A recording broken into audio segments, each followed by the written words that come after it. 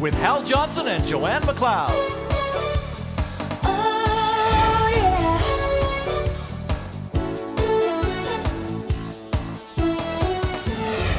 The most convenient, economical, and nutritious way to make sure you get the energy boost you need mid-afternoon is to pack your own lunch. And if you spend a few minutes during the weekend to plan your lunch menu for the week, you can make sure that you add variety.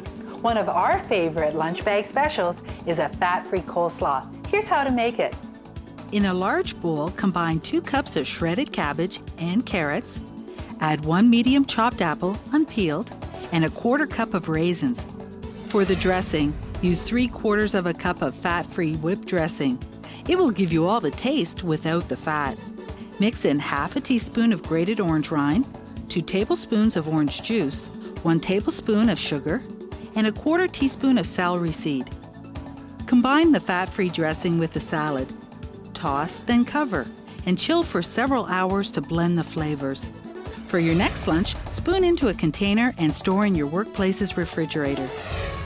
If you'd like a copy of this recipe, write to us, fax us, or check out our website at www.bodybreak.com.